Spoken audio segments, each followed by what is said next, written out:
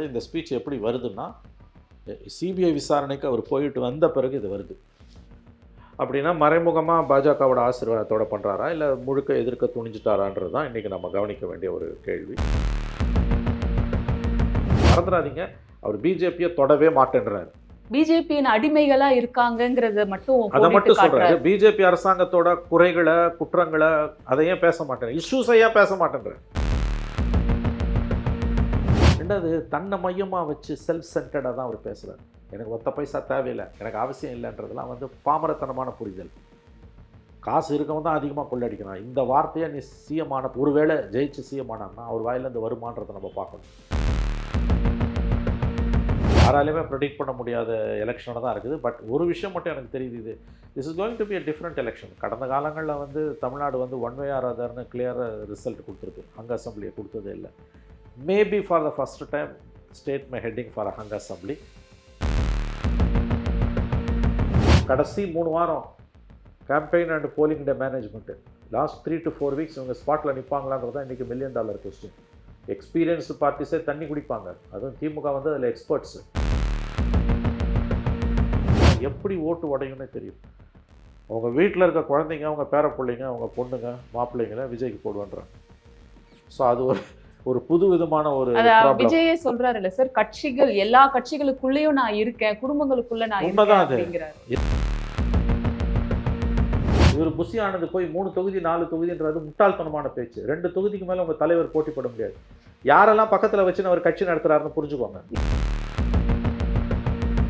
நேற்று தினம் மாதவ அர்ஜுனா பேசும் பொழுது, பெரியார் அவர்களை பத்தி 2 நிமிஷம் உதயநிதி ஸ்டாலின் பேசிட்டாரு அப்படின்னாக்கா நான் இங்கேயே தூக்குல தொங்குறேன் அப்படிங்கிற ஒரு வார்த்தையை சொல்றாரு.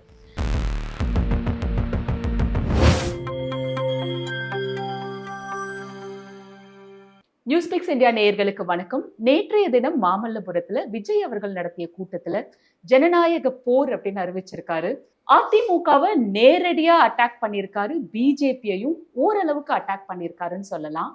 விஜய் அவர்கள் தனித்து நிக்க போறது உறுதியான நிலையில தன்னை அவரு எல்லாரும் ரொம்ப அண்டர் எஸ்டிமேட் பண்றாங்க அப்படின்னு சொல்றாரு. இதை பத்தி நம்ம மூத்த பத்திரிகையாளர் திரு மணி அவர்கள் கிட்ட நம்ம விவாதிக்கலாம். வணக்கம் சார். வணக்கம் மேடம். சார், விஜய் அவர்கள் குறிப்பா என்ன 30 வருஷமா அண்டர் எஸ்டிமேட் பண்ணிட்டு தான் இருக்காங்க, ஆனா மக்கள் என்ன கரெக்டா எஸ்டிமேட் பண்றாங்க அப்படிங்கிற ஒரு ஸ்டேட்மெண்ட் விட்டுருக்காரு. ஓவராலா மீடியால இருக்கட்டும், இன்டெலெக்சுவல்ஸ்லாம் இருக்கக்கூடியவங்களும் சரி, மற்ற அரசியல் கட்சி தலைவர்களை விட விஜய் அவர்களை அதிகப்படியா ஏளனம் பண்றது, சிறுமைப்படுத்துறது இதெல்லாம் இருக்கு. பல தவறுகள் விஜய் அவர்கள் கிட்ட இருந்தாலும் மக்கள் மத்தியில அசைக்க முடியாத செல்வாக்கு இருக்கிறத நம்ம பார்க்கிறோம். கடந்த சில மாதங்களாவே நான் யார்கிட்ட பேசினாலும் யார் போட்டு போடுவீங்கன்னு சாதாரணமா கேட்டா நேரடியாவே விஜய் அப்படின்னு சொல்றாங்க. குடும்பமா, அதாவது விஜய் அவர்கள் சொன்ன மாதிரி 2.25 கோடி ரேஷன் கார்டுல கட்சிகளை தாண்டி நான் உள்ள இருக்கேன் அப்படிங்கிறாரு. அர்பன் ஏரியால எப்படின்னா, ரூரல் ஏரியால இதை விட அதிகமா இருக்கும் அப்படிங்கிறதா எல்லாருமே சொல்றாங்க. நீங்க எப்படி பாக்குறீங்க சார் இதை? இல்லை, நேற்றைய அவருடைய ஸ்பீச் என்பது டேக்அவே தனியாக நிற்க போகிறன்றதை உறுதிப்படுத்திட்டார். அவர் என்டிஏக்கு போகிறாருன்னு ஒரு வாய்ப்பு இருந்தது. சின்ன வாய்ப்புன்னு சொல்கிறத விட ஓரளவு வாய்ப்பு இருந்தது. அது கம்ப்ளீட்டாக ரூல்ட் அவுட். ஏன்னா ஆண்ட கட்சி ஆளும் கட்சியும் 2 பேரையும் சேர்த்து தான் அவர் சொல்கிறாரு. தீய சக்தி, ஊழல் சக்தின்றாரு. ஸோ என்டிஏக்கு போகிறது, ஏடிஎம்கேக்கு போகிறது ரூல்ட் அவுட். நேற்றிலிருந்து ஏடிஎம்கே அவர் அட்டாக் பண்ண ஆரம்பிச்சிருக்காங்க. கரூர் இன்சிடெண்ட்டில் அசம்பிளிக்குள்ளே விஜய்க்கு அவ்வளோ தூரம் வக்காலத்து வாங்கி பேசின அதிமுக. ஒரு கட்டத்தில் முதலமைச்சர் ஸ்டாலினே உங்கள் கட்சியிலேருந்து யாராவது செஞ்சிருந்தா கூட இப்படி வக்காலத்து வாங்க மாட்டீங்க, அவருக்கு ஏன் வக்காலத்து வாங்குறீங்கன்னு கேட்குற அளவுக்கு முட்டு கொடுத்த அதிமுக நேற்றுக்கு என்ன சொல்கிறாங்கன்னா, 41 பேர் சேர்த்ததுக்கு நீ தான் ஒரு காரணம்னு பேச ஆரம்பிச்சிட்டாங்க. அப்புறம் பழைய கதையெல்லாம் எடுத்து ஜெயலலிதா இருக்கும்போது அவருடைய படம், தலைவா படம் வரத்துக்கு எவ்வளோ தூரம் நீங்கள் ஜெயலலிதா உங்கள் இதில் ஜெயலலிதாவோட கொடநாடு பங்களாவில் காத்து கிடந்தீங்க, இந்த பழைய ராமாயணத்தெல்லாம் எடுக்க ஆரம்பிச்சிருக்காங்க அவங்க. ஸோ முடிஞ்சு போச்சு. அது இப்போ தனியாக இந்த பழம் புளிக்கோன்ற மாதிரி. கரெக்ட், அந்த மாதிரி அவங்க பிஹேவ் பண்ண ஆரம்பிச்சிட்டாங்க. ஸோ விஜயோட நேற்று ஸ்பீச்சோட டேக்அவே என்பது ரூல்ட் அவுட். ஏடிஎம்கேவோட போகிறதுன்றது கம்ப்ளீட்லி ரூல்ட் அவுட். மற்றதெல்லாம் அவர் அக்ரெசிவாக, வழக்கமாக அவரோட ஸ்பீச்சை விட நேற்றுக்கு பேசினது கொஞ்சம் அக்ரெசிவாக தான் இருந்தது. அது பார்த்தாலே தெரியறது நமக்கு. அந்த அக்ரெசிவ்னஸுக்கு காரணம் என்னன்றது தான் நம்ம இன்ட்ரெஸ்டிங்காக பார்க்க வேண்டியது. இந்த அட்டாக் ஆன் டிஎம்கே, ஏடிஎம்கேவும் சேர்த்து அடிக்கிறது, தனியாக நிற்பன்றது, எனக்கு எந்த விதமான அழுத்தமும் இல்லை, எனக்கா அழுத்தமான வீராப்பாலாம் பேசுகிறாரு அவர். அலையன்ஸ் ரூல்ட் அவுட்டுன்னு அவர் இப்போ கேட்டகாரிக்கலாக சொல்கிறதுன்றது, ஏன்னா இதுக்கு முன்னால் அவர் சொல்லலை. இதுக்கு முன்னால் சொல்லும்போது தீய சக்தி திமுக, பாஜக ஃபாசிசம்னா திமுக நான் பாயாசமான்னு கேட்டார். திமுக, பாஜக கொள்கை எதிரி பிஜேபி, அரசியல் எதிரி திமுகன்னாரு. ஸோ ஒரு சின்ன விண்டோ ஏடிஎம்கேக்கு ஓப்பன் ஆகி தான் இருந்தது. அதிகாரத்தில் பங்கு கொடுப்பேன்லாம் அவர் பேசினார். அந்த தோனி முற்றிலும் மாறிவிட்டது. ஏடிஎம்கே டிஎம்கே 2 பேருமே எனக்கு எதிரி தான்ட்டார். ஆண்ட கட்சி ஆளும் கட்சி 2மே ஊழல் செஞ்ச கட்சிகள் தான் அப்படின்னாரு. பக்கத்தில் செங்கோட்டையனை வச்சுட்டு அவர் சொல்கிறாரு. அது இன்ட்ரெஸ்டிங்கான பாயிண்ட், கவனிக்கணும். நம்ம முடிஞ்சதுக்கு அப்புறம் கூப்பா கிருஷ்ணன் அவரும் அவர்களே போய் சேர்த்து சேர்ந்து இருக்காரு. ஊழலில் மூழ்கி முத்தெடுத்தவங்கலாம் இன்றைக்கி அவரோட அவரோட சேர்ந்து இருக்காங்க. இருக்காங்க. அவர் வந்து ஊழலை பற்றி அவர் பேசுகிறாரு. நேற்றைய ஸ்பீச்சை நம்ம நம்பர் 1 டேக்அவே தனியாக நிற்கப் போகிறான் என்பதை அவர் சொல்லிட்டார். என்டிஏ கூட போக மாட்டார். அடுத்து நம்ம கவனிக்க வேண்டியது இந்த ஸ்பீச் எப்படி வருதுன்னா, சிபிஐ விசாரணைக்கு அவர் போயிட்டு வந்த பிறகு இது வருது. அப்படின்னா மறைமுகமாக பாஜகவோட ஆசீர்வாதத்தோட பண்ணுறாரா, இல்லை முழுக்க எதிர்க்க துணிஞ்சிட்டாரான்றது தான் இன்றைக்கி நம்ம கவனிக்க வேண்டிய ஒரு கேள்வி. கேட்ட சின்னம் கிடைத்ததும் வந்து எப்படி அப்படிங்கிற ஒரு கேள்வி எல்லாரும் வைக்கிறாங்க. பிஜேபியோட அழுத்தம் நிஜமாவே இருக்கும் அப்படின்னாக்கா? லுக், இந்த கேள்வியை வந்து ரொம்ப அது பட் இந்த காலகட்டத்தில் இந்த கேள்வி தவிர்க்க முடியாதது. ஆனால் கொஞ்சம் டீப்பாக பார்த்தா இந்த கேள்வி வந்து ரொம்ப, அதாவது வந்து ஒரு ஒரு விதத்தில் முறை தவறிய கேள்வி. இந்த கேள்வியை சொல்கிறேன், நான் உங்களை சொல்லலை. எலெக்ஷன் கமிஷன்றது ஒரு இண்டிபெண்ட் பாடி. ஆனால் அது எடுக்கக்கூடிய டிசிஷன்ஸ்லாம் பிஜேபி எடுக்கக்கூடிய டிசிஷன்ஸ்னு இன்றைக்கி எல்லார் மனசுலையுமே பதிஞ்சிருக்குன்னா, எலெக்ஷன் கமிஷனோட நம்பகத்தன்மை அந்த அளவுக்கு அதில் பாதாளத்தில் இருக்குது. ட்ரஸ்ட் டெஃபிசிட்ன்றது ஹியூஜாக இருக்குது. ஸோ இதை நம்ம முக்கியமாக கவனிக்க வேண்டிய ஒரு விஷயம். எலெக்ஷன் கமிஷனோட நம்பகத்தன்மை அந்த அளவுக்கு இன்றைக்கி வந்து அதில் பாதாளத்தில் இருந்துக்கிட்டு இருக்குது. அவருடைய ஸ்பீச் தெளிவாக அவர் தனியாக களம் காணப்போகிறார் என்பதை காட்டிவிட்டது. இந்த ஸ்பீச்சு, இந்த இந்த வார்த்தைகள் அக்ரஸிவான ஸ்பீச்சு கடந்த காலங்களோடு ஒப்பிடும்போது சிபிஐ விசாரணைக்கு பிறகு அவரிடமிருந்து வருகிறது என்றால் அங்கே என்ன நடந்தது, அங்கே ஒரு மாதிரி அழுத்தம் கொடுக்கப்பட்டதை கண்டிப்பாக அழுத்தம் கொடுத்துருப்பாங்க, கொடுக்காமலாம் இருக்க மாட்டாங்க. பட் இவர் இந்த டிசிஷன் எடுத்தது அவங்களோட மறைமுக ஆசீர்வாதத்தோடையா இல்லை அதையும் மீறி எடுக்கிறாரான்றது தான் கேள்வி. மறந்துடாதீங்க, அவர் பிஜேபியை தொடவே மாட்டேன்றார். பிஜேபியின் அடிமைகளா இருக்காங்கங்கிறத மட்டும் அதை மட்டும் சொல்றாரு. காட்டுறாரு. பிஜேபி அரசாங்கத்தோட குறைகளை, குற்றங்களை அதையும் பேச மாட்டேன், இஷ்யூஸை ஏன் பேச மாட்டேன்றார். திமுக அண்ணா திமுக 2 பேரும் பிஜேபிக்கு அடிமையாக இருக்காங்க. ஒருத்தர் நேரடியாக இருக்கான், ஒருத்தர் இன்டெரக்டாக இருக்காங்க. எல்லாம் கரெக்டு. நீங்கள் என்னவா இருக்கீங்க?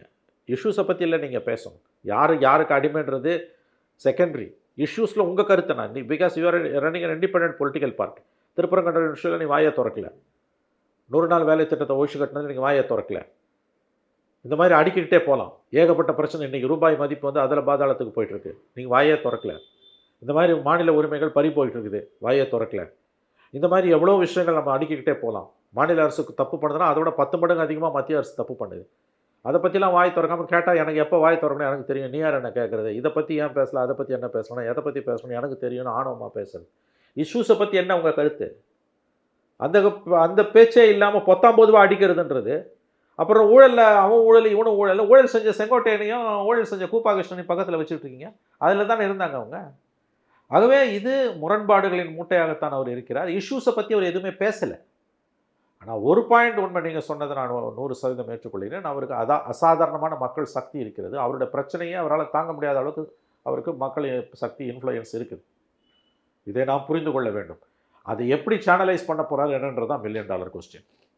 சரி, இப்போ ஊழல் சக்திக்கு எதிராக இருக்கணும், நான் ஊழல் பண்ண மாட்டேன் அப்படிங்கிறத பகிரங்கமாக சொல்லியிருக்காரு. என்னை சுற்றி இருக்கிறவங்களும் நேர்மையாக இருக்கணும் அப்படிங்கிறத சொல்லியிருக்காரு. நீங்கள் சொன்ன மாதிரி ஏடிஎம்கே ஐடி விங்கில் நேற்றுக்கு பயங்கரமான அட்டாக் விஜய் மீது ஆரம்பிச்சிட்டாங்க. அதில் அவங்க சொன்ன விஷயங்கள், அந்த ரோல்ஸ் ராய்ஸ் கார் வாங்கின இஷ்யூ, புலி படத்துக்கு பிளாக்ல மணி வாங்கினது, இப்போ வரைக்கும் விஜயோட படத்துக்கு பிளாக்ல டிக்கெட் விற்று பயங்கரமா சம்பாதிக்க அவர் அலோவ் பண்றாரு அப்படிங்கிற ஒரு குற்றச்சாட்டு. இதெல்லாம் இருக்கும் பொழுது அவரை வந்து ஒரு சுத்தமான ஒரு மனிதர் அப்படின்னு நம்ம எடுத்துக்க முடியுமா என்ற கேள்வியை அதிமுக எடுத்து வைக்குது. இதை நீங்க எப்படி பாக்குறீங்க? இல்லைங்க, இதில் இருக்க ஒரு பெரிய பிரச்சனை என்னென்னா, ஊழலை பற்றின விஜயோட புரிதல் என்பது ரொம்ப பாமரத்தனமாக இருக்குது. ஊழல் என்பது வந்து பணம் மட்டும் ஊழல் இல்லை. ஒருத்தனுக்கு சாதகமாக ஒரு கொள்கையை வகுப்பதும், ஒருத்தனுக்கு சாதகமாக ஒரு கொள்கையை சிதைப்பது, ஒருத்தனுக்கு சாதகமாக தனக்கு பிடிச்சவங்களுக்கு சாதகமாக ஒரு கொள்கையை வந்து நீக்கிறது, இது எல்லாமே ஊழல் தான். ஊழல் என்பது வெறும் கரன்சி நோட்ஸு, சொத்து சேர்க்கறது, காசு வாங்குறதுன்னு மட்டும் பார்ப்பது ரொம்ப ரொம்ப முட்டாள்தனமானது.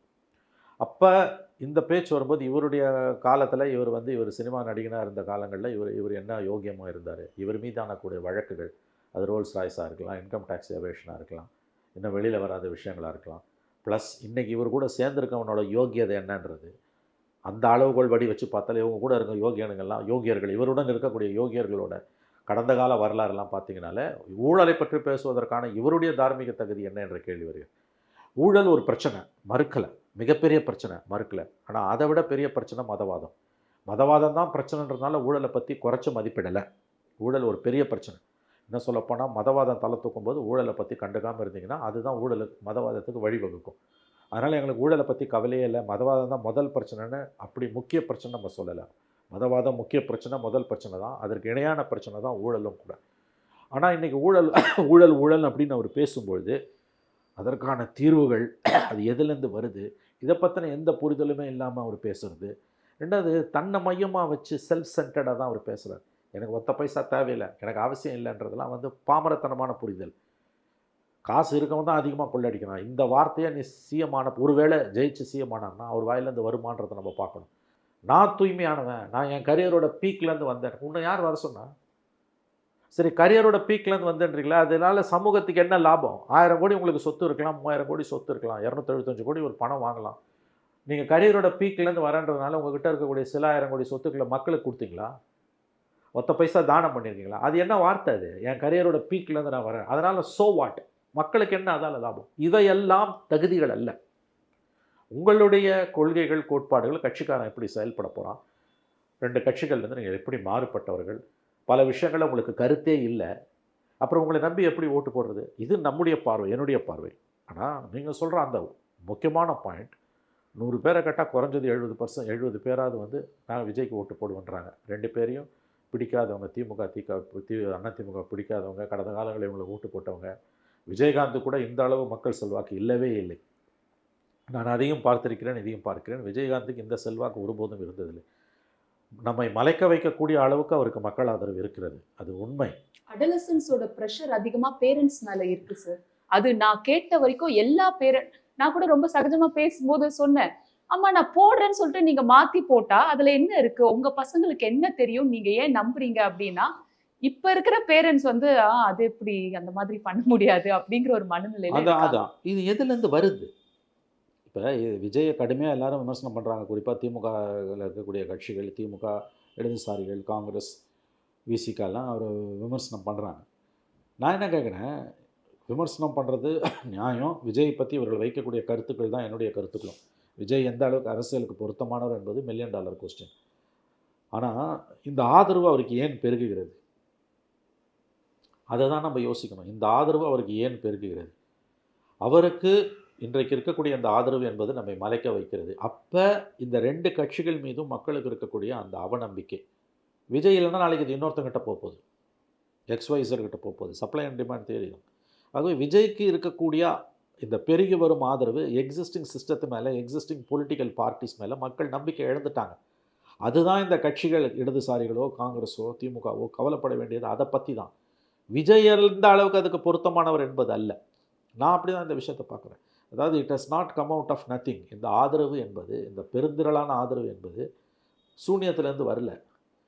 இவங்க 2 பேர் மேலேயும் மக்களுக்கு இருக்கக்கூடிய வெறுப்பு, பிஜேபி எதிர்ப்பு, மதவாத எதிர்ப்பு என்ற ஒற்றை காரணத்தை வைத்துக்கொண்டு திமுகவோட தோழமை கட்சிகள் இன்றைக்கி திமுக ஆட்சியில் நடக்கக்கூடிய பஞ்சமா பாதகங்களை கண்டும் காணாமலும் அல்லது எதிர்க்க வேண்டிய அளவு எதிர்க்காமலும் காவடி தூக்கிக்கிட்டு அவங்களுக்கு ஜால்ரா போட்டுக்கிட்டு கொத்தடிமையாக இருக்கிறது தான் பெரும்பாலான மக்களை விஜய் மாதிரி ஒரு புது ஃபோர்ஸ் வரும்போது அந்த பக்கம் திருப்புது. இது அடிப்படை உண்மை. This is a social truth. இந்த சமூக உண்மையை புரிஞ்சுக்காமல் வெறும் விஜயை மட்டுமே விமர்சனம் பண்ணுறதால இந்த பிரச்சனையிலிருந்து இந்த கட்சிகள், கூட்டணி கட்சிகள், திமுகவோட, குறிப்பாக திமுகவோட கூட்டணி கட்சிகளும் திமுகவும் தப்பித்து போக முடியாது.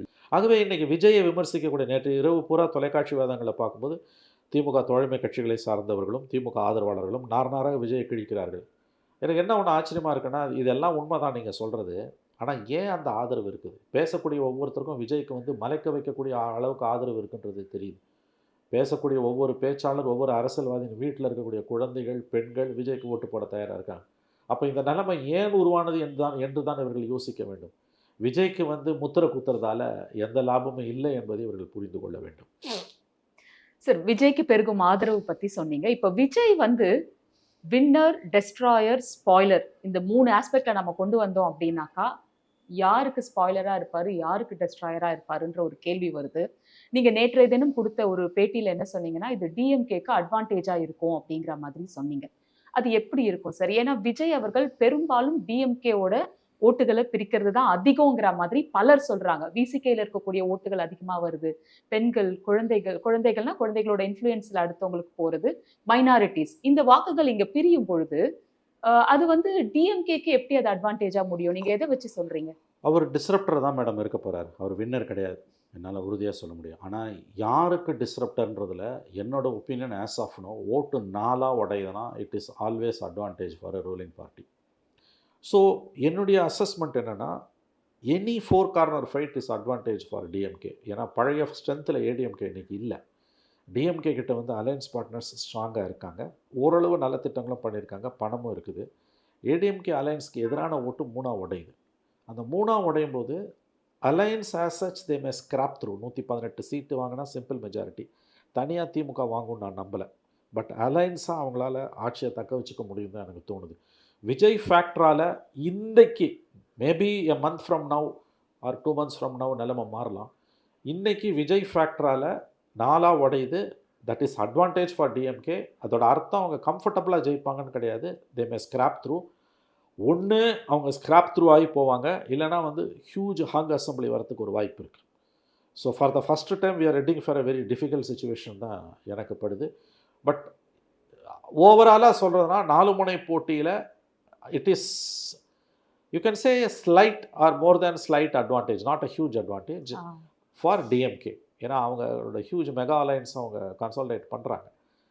மேபி இந்த எலெக்ஷன் நம்ம யாருமே கணிக்க முடியாத அளவுக்கு ஒரு கம்ப்ளீட் சர்ப்ரைஸ் ரிசல்ட்டை இட் மே த்ரூ அவுட்.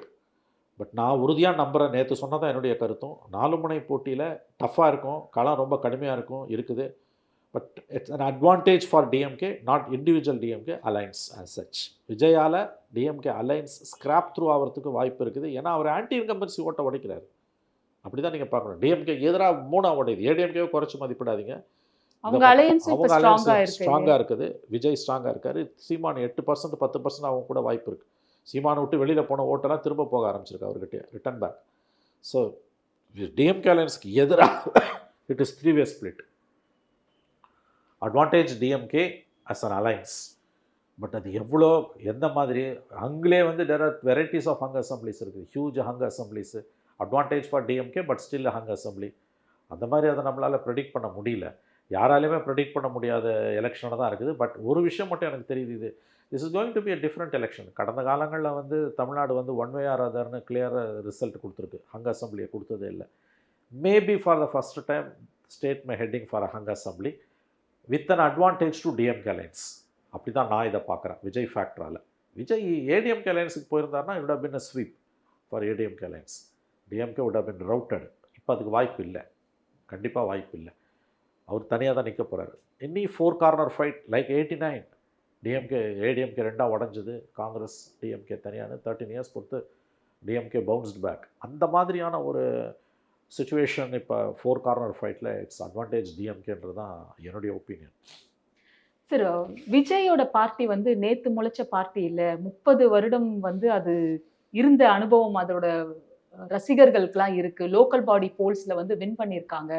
கட்டுமானம் இல்ல அப்படின்ற ஒரு குற்றச்சாட்டை வந்து பெருசா எடுத்துக்க முடியாது அப்படின்னு ஒரு மூத்த பத்திரிகையாளர், யூடியூபரா இருந்தவர் சொல்லியிருக்காரு. அது வந்து எந்த அளவுக்கு சாத்தியம் அப்படிங்கிறத நீங்க பாக்குறீங்க சார்? இல்லைங்க, அந்த உதாரணம் தவிர 30 வருஷம் ரசிகர் மன்றமாக இருந்தது, அரசியல் கட்சியாக இன்னைக்கு வந்தது, அதோட ஒப்பிட முடியாது. உங்களால லோக்கல் பாடி போல்ஸ்ல கட்சி ஆரம்பிக்கிறதுக்கு முன்னாடியே 115 சீட்டுகள்ல வின் பண்ணியிருக்காங்கல்ல சார். லோக்கல் பாடி ஜெயிச்சதையும் அசம்பிளி ஜெயிச்சதையும் ஒப்பிட முடியாது. அசம்பிளி கம்ப்ளீட்லி வேற பேராமீட்டர்ஸில் தான் நடக்கும். அசம்பிளியில் பூத் கமிட்டி மேனேஜ்மெண்ட் எல்லாம் வந்து டஃப். மேபி எங்களுக்கு எலெக்ஷன்ஸில் கண்டெக்ட் பண்ண அனுபவம் இருக்குதுன்னு சொல்லலாம். அது லோக்கல் பாடிஸை கண்டெஸ்ட் பண்ணதை அசம்பிளியோட நீங்கள் சொல்ல முடியாது. அசம்பிளி எலெக்ஷன்ஸில் it will be a fight to the finish. There will be brutal massive violence இருக்கும். அதெல்லாம் வந்து இவங்க வந்து எந்த அளவுக்கு இவங்க ஃபேஸ் பண்ணுவாங்கன்னு நமக்கு தெரியாது. லோக்கல் லெவலில் நடந்த எலெக்ஷனையும் அசம்பிளி எலெக்ஷனையும் ஒப்பிட முடியாது. அதுவும் ஒன்று ஞாபகம் வச்சுக்கோங்க, இப்போ டிஎம்கே கிட்டையும் they will be subject to attack from both sides. டிஎம்கேவும் அடிக்கும், ஏடிஎம்கேவும் அடிக்கும். ஸ்டாலினும் அடிப்பார், அமித்ஷாவும் அடிப்பார். யாராவது ஒருத்தர் கூட இருந்தால் தான் உங்களோட இன்னொருத்தரை காப்பாற்ற முடியும். போலீஸ் வந்து திமுக சொல்கிறத கேட்பான், இல்லை பிஜேபி சொல்கிறத கேட்பான். இந்த சென்ட்ரல் பவரு, ஸ்டேட் பவரு. இப்போ 2 பேர் ஓட்டையும் இவர் உடைக்கிறாருக்கும் போது 2 பேரும் அடிப்பான். அப்போ வந்து நீங்கள் எலக்ட்ரல் வயலன்ஸ் எல்லாம் ஃபேஸ் பண்ணணும். கடைசி 3 வாரம் campaign and polling day management, last 3 to 4 weeks இவங்க ஸ்பாட்டில் நிற்பாங்களான்றது தான் இன்றைக்கி $1 million கொஸ்டின். அதுவும் போலிங் டே மேனேஜ்மெண்ட்டுன்றது சாதாரண விஷயம். It's herculean thing. 7 to 5, 8 to 7 to 5 இது polling 10 hours, managing 10 hours is a huge thing. Experienced பார்ட்டிஸே தண்ணி குடிப்பாங்க. அதுவும் திமுக வந்து அதில் எக்ஸ்பர்ட்ஸு. 50 கோடி ஒரு அசம்பிளிக்கு இன்றைக்கி டிஎம்கே எம்எல்ஏ செலவு பண்ண போகிறது 50 கோடி. திமுக எம்எல்ஏ, திமுக ஏடிஎம்கே அலையன்ஸில் 30 கோடி. டிஎம்கே அலையன்ஸில் especially where and all DMK is contesting, there budget stretches up to 50 crores. And 50 crores அந்த டைனமிக்ஸ் ஆஃப் 50 crores யோசிச்சுக்கோங்க. அவன் பூத் கமிட்டியில் உட்காரவன் வந்து ₹1,00,000 பார்த்ததே பெரிய விஷயமா இருக்கும். அன்றைக்கி 1 டேக்கு 1 ஹவருக்கு நீ கண்டுக்காமல் ₹5,00,000 கொடுக்குறேன்னா என்ன பண்ணுவீங்க? நான் ஓப்பனாக சொல்கிறேன் எல்லாத்தையும். ஃபினான்ஷியல் ஆங்கிள்ன்றது எல்லா ப்ராப்ளத்துக்குமே இருக்கக்கூடிய ரொம்ப முக்கியமான ஒரு விஷயம். அப்படி பார்க்கும்போது இந்த பார்ட்டி எங்கே நிற்குது? நீங்கள் சொன்ன அவரோட சப்போர்ட் பேஸ் 10 பேரை கேட்டா 7 பேர் அவருக்கு ஓட்டு போடுவான்றான். உண்மை. பூத் போலிங் டே அன்றைக்கி அவன் எங்கே இருப்பான்? இதுதான் வந்து சின்ன கட்சிகள் ஏன் பெரிய கட்சிகளை நாடி போகிறாங்கன்னா, எலெக்ஷன் ஒர்க் பண்ணுறதுக்கு முடியாது உங்களுக்கு. நாம் தமிழர் கட்சி வந்து ஸ்ட்ராங்கா இத்தனை வருஷம் எந்த கட்சியை நாடி போகாம நின்று அவங்களோட ஓட் பர்சன்டேஜ் இன்க்ரீஸ் ஆகிட்டே தான் போகுது இல்லை சார்? மேடம் அது மேக்ஸிமம் இப்போ 8% 10% ஆகலாம். அதுக்கப்புறம் ஸ்டாக்னேட் ஆகிடும். This is electoral politics. கூட்டணி வச்சு தான் எல்லாரையும் தோக்கடிச்சிருக்காங்க. மோடியிலேருந்து, ராகுல் காந்திலேருந்து, கருணாநிதியிலேருந்து, மம்தா பானர்ஜிலேருந்து, சந்திரபாபு நாயுடுலேருந்து, பினராயி விஜயன்லேருந்து, இந்த right left centre anybody alliance மட்டும்தான் ஜெயிக்க முடியும். இந்த அடிப்படை உண்மை அவருக்கு புரியல, அல்லது புரியாத மாதிரி நடிக்கிறாரு வேறு ஏதோ நோக்கத்துக்கு. கருணாநிதி ஒரு பெரிய லீடர், எம்ஜிஆர் அவரை விட பெரிய லீடர். ஆனால் எம்ஜிஆரும் ஜெயலலிதாவுமே கூட்டணி வச்சு தான் கருணாநிதியை தோக்கடித்தாங்க. கருணாநிதி அவங்களோட பெரிய மெகா கூட்டணியை வச்சு தான் ஏடிஎம்கே தோக்கடிச்சார். இன்றைக்கி மோடி 38 கட்சியோடு தான் நிற்கிறாரு. இந்த சிம்பிள் ட்ரூத் விஜய்க்கு புரியல. Then nobody can save it. யார் ஓட்ட அவர் உடைக்க போகிறாருன்றதான் கொஸ்டின். ஸோ இஸ் அ வின்னரான்றது 100% ரூல்ட் அவுட். இஸ் அ டிஸ்ரப்டர்ன்றதில் எந்த சந்தேகம் வேணாம். டிஸ்ரப்டிங் ஹூம்ன்றது தான் question. It's going to be very unpredictable election. நிச்சயமாக இந்த எலெக்ஷன் விஜய மையமாக வச்சு தான் சுழல போகுது, அதில் சந்தேகம் இல்லை. டிஎம்கே ஏடிஎம்கேன்னு இப்படி வந்து கடைசியில் நின்னாலும் ஒரு ஃபியர் 2 பேருக்கும் உள்ளேயும் இருக்குது. இன்றைக்கி if you ask any DMK ADMK potential candidates கிட்ட கேட்டிங்கன்னா, they are having serious worries about Vijay. ஏன்னா எப்படி ஓட்டு உடையும்னே தெரியும். அவங்க வீட்டில் இருக்க குழந்தைங்க, அவங்க பேர பிள்ளைங்க, அவங்க பொண்ணுங்க, மாப்பிள்ளைங்களை விஜய்க்கு போடுவான்றாங்க. ஸோ அது ஒரு புது விதமான ஒரு விஜயே சொல்றாரு இல்ல சார், கட்சிகள் எல்லா கட்சிகளுக்குள்ளேயும் நான் இருக்கேன், குடும்பங்களுக்குள்ள நான் இருக்கேன் இருக்காரு. பட் எவ்வளவு தூரம் ஓட்டா வரப்போகுது சார்? நேற்றுக்கு புசி ஆனந்த் அவர்கள் பேசும்பொழுது அவர் தான் எல்லா ஏற்பாடும் பண்றாரு, விஜய்க்கு தோள் கொடுத்து பக்கத்துல நிக்கிறாரு. ஒரு சின்ன விஷயத்துல அவர் என்ன சொல்றாருன்னாக்கா, 3-4 இடங்கள்ல மட்டும்தான் விஜய் அவர்கள் நிக்க முடியும் அப்படிங்கிறாரு. இதன் அடிப்படையில் அவர் அதாவது கொஞ்சம் கூட விவரம் அறியாமல் பேசுறதுன்றது இதுதான். ரொம்ப மென்மையாக சொல்கிறதான். 2 தொகுதிக்கு மேலே கண்டெஸ்ட் பண்ணிங்கன்னா இட் வில் பி டிஸ்குவாலிஃபைடு. அதுக்கப்புறம் எந்த எலெக்ஷனுமே நீங்கள் நிற்க முடியாது. ஜெயலலிதா 4 தொகுதியில் போட்டு அப்படி தான் டிஸ்குவாலிஃபை ஆனாங்க. ஆனால் அதுக்கு அவங்க கன்விக்ஷனால் டிஸ்குவாலிஃபை ஆனாங்க. கன்விக்ஷனால் டிஸ்குவாலிஃபை ஆனாங்கன்றது தெரியக்கூடாதுன்னு 4 தொகுதியில் போட்டாங்க. 4 தொகுதியில் போட்டு 2001 டிஸ்மிஸ் ஆச்சு பெட்டிஷன். அது இல்லாட்டியும் அவங்க கண்டெஸ்ட் பண்ணியிருக்க முடியாது. ஏன்னா அவங்க கன்விக்டட் பர்சன். அந்த கேஸ் அவங்க சாவர வரைக்கும் நடந்தது. எது 2 தொகுதிக்கு மேலே போட்டது கிரிமினல் அஃபென்ஸு. இவர் புசி ஆனது போய் 3 தொகுதி 4 தொகுதின்றது முட்டாள்தனமான பேச்சு. 2 தொகுதிக்கு மேலே உங்கள் தலைவர் போட்டி போட முடியாது. யாரெல்லாம் பக்கத்தில் வச்சுன்னு அவர் கட்சி நடத்துறாருன்னு புரிஞ்சுக்கோங்க. இதுதான் பெரிய பிரச்சனையா இருக்குன்னு நம்ம ஆமாங்க. ஏங்க ஒரு அடிப்படை புத்தியே இல்லையாங்க. More then 2 constituencies if you file நாமினேஷன்னா you will be rejected from all the constituencies. எனக்கு தெரிஞ்சு அதுக்கு அடுத்த ஒரு தேர்தல் என்னவோ அவங்க நிற்க முடியாது. That's a criminal offence. ஒரு தேர்தலில் நிற்க முடியாதுன்றது எனக்கு தெரியல. That subject to correction. But 2 தொகுதிக்கு மேலே நீ போட்டினா யூ வில் பி டிஸ்குவாலிஃபைட். 2 தொகுதிக்கு மேலே போட்டதுக்காக there will be criminal actions against you. எனக்கு தெரிஞ்சு சப்ஜெக்ட் டு கரெக்ஷன். 2 தொகுதிக்கு மேலே ஒருத்தன் போடவே முடியாது. 3 அல்லது 4ன்றாரு. I don't know what nonsense they are talking. அதாவது யார் அவரை சுற்றி இருக்கவங்களோட விஷய ஞானம் வந்து நம்மளை மெய்சில் இருக்க வைக்குது. அடிப்படையே இதுதான் பிரச்சனை. இப்போ 234 தொகுதியிலையும் டிஸ்குவாலிஃபை ஆகாமல் அவரால் நாமினேஷனை போட முடியுமான்றது ஒரு பெரிய விஷயம். புரியுதுங்களா? அங்கேயே போயிடுங்க. நீங்கள் வந்து அரசியல்வாதிகளை ரொம்ப இழிவாக பார்க்குறீங்க. நீங்கன்னா நம்ம பார்க்குறோம். பொது புத்தியில் வந்து அரசியல்வாதிகளை நக்கலாக பார்க்குறோம். சினிமாவில் வந்து சட்டையர் பண்ணுறாங்க, நக்கல் பண்ணுறாங்க சினிமா அரசியல்வாதிகளை. ஆனால் அது எவ்வளோ கஷ்டமான வேலைன்றது ஒரு எலெக்ஷனில் போய் பார்த்தா தெரியும். ஒரு நாமினேஷனை நீ ஃபைல் பண்ணிவிடு, பெரிய ஐஏஎஸ் ஆஃபீஸராக கூட நீ இருப்ப, எம்எஸ்சி பிஹெச்டி கூட படிச்சிருப்பீங்க. ஆனால் ஒரு நாமினேஷனை ஃபைல் பண்ண சொல்லுங்கள். ஒரு 5ஆம் கிளாஸ் ஃபெயில் ஆனால் ஒரு வட்ட செயலாளர் அழகாக பண்ணுவான் அதை. 2 தொகுதிக்கு மேலே நீ நிற்க முடியாதுன்ற புரிதலே இல்லாமல் ஒரு 3 நிற்பார் 4 நிற்பாருன்றாரு அவர். அவர் 234 நான் நிற்கிற மாதிரி மதுரை கிழக்கு விஜய், மதுரை தெற்கு விஜய்னார்ல, அதை வச்சுட்டு சொல்கிறாங்க. ஏன் அவர் எலெக்ஷன் நிற்காமலே கூட போகலாம் கடைசி நேரத்தில், பிரசாந்த் கிஷோர் மாதிரி. தோல்வி உறுதின்னு தெரிஞ்சால் இவங்கெல்லாம் எலெக்ஷன் நிற்க மாட்டாங்க, அதையும் ஞாபகம் வச்சுக்கோங்க. அதனால் 2 தொகுதி 3 தொகுதி 3லேருந்து 4 தொகுதின்றது முட்டாள்தனமான பேச்சு. ஃபேக்ட்ஸில் தெளிவாக இருக்கணும். 2 தொகுதிக்கு மேலே போட்டி போடவே முடியாது ஒருத்தன். அப்போ இதுதான் உங்கள் கட்சியோட லட்சணம்னா 234 தொகுதியில் பெட்டிஷன்ஸ் டிஸ்குவாலிஃபை ஆகாமல் உங்களால் எத்தனை பெட்டிஷனை ஒழுங்காக போட முடியும்? ஒன்ஸ் ரிட்டர்னிங் ஆஃபீஸர் உங்கள் வேட்புமனுவை டிஸ்மிஸ் பண்ணிட்டாருன்னா நீங்கள் ஒன்றுமே பண்ண முடியாது. சுப்ரீம் கோர்ட்டுக்கு போனால் கூட ப்ராசஸ் ஸ்டார்ட் ஆகிடுச்சுன்னா எந்த நீதிமன்றமும் தலையிட முடியாது. அதுக்கப்புறம் by way of election petition அது 10 வருஷம் 20 வருஷம் ஆகும். அதுக்குள்ளே 4 கவர்மெண்ட் மாறிடும். ஆகவே விவரமறியாதவர்கள் தான் அவரை சுற்றி இருக்கிறார்கள் என்பதற்கு புஷி ஆனந்தோட பேச்சே சரியான சாட்சி. சரி, நேற்று தினம் மாதவ அர்ஜுனா பேசும் பொழுது பெரியார் அவர்களை பத்தி 2 நிமிஷம் உதயநிதி ஸ்டாலின் பேசிட்டாரு அப்படின்னாக்கா நான் இங்கேயே தூக்குல தொங்குறேன் அப்படிங்கிற ஒரு வார்த்தையை சொல்றாரு. அதே மாதிரி அதிமுகல புகழேந்தி அவர்கள் டிடிவி தினகரன் எடப்பாடியோட சேர்ந்துட்டாரு, அப்படி நான் சேர்ந்தேன்னாக்கா அதுக்கு பதிலாக தூக்குல தொங்கலான்னு அவர் ஒரு ஸ்டேட்மெண்ட் கொடுத்தாரு, நான் இப்போ தூக்கு கயிறை வாங்கி வச்சிருக்கேன் அப்படின்னு பிரஸ் மீட்ல அந்த தூக்கு கயிறை தூக்கி காட்டுறாரு. இதை நான் பார்சல் பண்ணி அனுப்பட்டுமா அப்படிங்கிறாரு. அரசியல்வாதிங்க என்ன நினைச்சிட்டு இருக்காங்க? ஏற்கனவே கவர்னர் சட்டசபையில வாக் அவுட் பண்ணிட்டு அவர் சொன்னது தமிழ்நாடு சூசைட் கேபிட்டலா இருக்கு அப்படின்னாரு. மகாராஷ்டிரா தான் முதலிடம்ன்றது வேறனாலும் இந்த மாதிரி சமயத்துல அரசியல் தலைவர்களா இருக்கக்கூடிய இவங்க பொறுப்பு இல்லாம இவ்வளவு மக்கள் பார்க்கக்கூடிய ஊடகத்துல இப்படி எல்லாம் பேசுறது கண்டிக்கத்தக்கதா இல்லையா? தமிழனோட டிஎன்ஏலேயே அந்த சூசைடை க்ளோரிஃபை பண்ணுறதும் வந்து ஊறி போயிருக்குன்றதும் ரொம்ப வருத்தப்பட வேண்டிய விஷயம். அது இப்போ இருக்கக்கூடிய சமகால தமிழ்நாட்டில் வந்து அதை ரொம்ப சர்வசாதாரணமாக பயன்படுத்துகிறாங்க. இந்த அரசியல்வாதிங்க இப்படி தான் நடந்துப்பாங்க. யாருக்கும் விவஸ்தை கிடையாது. விரல் விட்டு எண்ணக்கூடிய அரசியல்வாதிகளை தவிர 90% அரசியல்வாதிகள் வந்து இப்படிப்பட்ட எந்த சமூக பொறுப்பும் இல்லாதவர்கள் தான். இது ரொம்ப அவலமான ஒரு விஷயம். That to at a time when suicides are a serious issue in the state. Governor சொன்ன மாதிரி இட்ஸ் சூசைட் கேபிட்டல். அது அவருக்கு சொல்கிறதுக்கான தகுதி இல்லாமல் போச்சு. சில நல்ல விஷயங்கள் இந்த கவர்னர் சொல்கிறாரு. ஆனால் அவரோட நம்பகத்தன்மை என்பது அதில் பாதாளத்தில் இருக்கிறதால அவர் எந்த நியாயம் சொன்னாலும் எடுப்படாது. But this is a serious issue. இது அரசியல்வாதிகளுக்கு எந்த நாம்ஸும் கிடையாது. அதிகாரம் ஒன்று தான். இதில் பார்த்தீங்கன்னா புகழேந்தி எல்லா பக்கத்துலேயும் கைவிடப்பட்டவர். அவர் எங்கேயுமே போக்கிடமே இல்லை.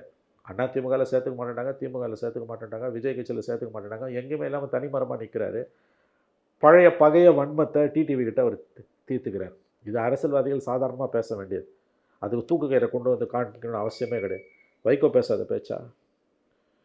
என்னென்னமோ பேசியிருக்காங்க. அரசியல்வாதிகள் இப்படி தான் பேசுவாங்க. அதுக்கு எந்த அர்த்தமும் கிடையாது. அதுக்காக தூக்கு கயிறை கொண்டு வந்து காட்டுறதுன்றது ரொம்ப ரொம்ப தவறான ஒரு முன்னுதாரணம். எத்தகைய சமூக பொறுப்பும் இல்லாதது. இத்தகைய அரசியல்வாதிகளை சிவில் சமூகம் ஒதுக்கி தள்ள வேண்டும். அது ஒன்று தான் நம்ம வைக்கக்கூடிய கோரிக்கையாக இருக்க முடியுமே தவிர மற்றபடி இவங்களை ஒன்றும் சட்டப்படிலாம் ஒன்றும் தண்டிக்கலாம் முடியாது. ஏன்னா இவர்கள் வந்து எந்த விதமான நியாய தர்மங்களுக்கும் கட்டுப்படாதவர்கள். அதுவும் அரசியல்வாதிகள் தேர்தல் நெருக்கத்தில் வந்து எல்லா நியாய தர்மங்களையும் காற்றில் பறக்க விடுவார்கள். அவர்கள் ரத்தம் குடிக்கும் ஓநாய்களாகத்தான் இருப்பார்கள். எல்லா கட்சியை சேர்ந்த எல்லா அரசியல்வாதியும் தான் நான் சொல்கிறேன். இதில் அவன் இவனை பிரித்து பார்க்கல. சிவில் சமூகம் இவர்களை ஒதுக்கி தள்ள வேண்டும். நன்றி சார். நன்றி மேடம். நன்றி.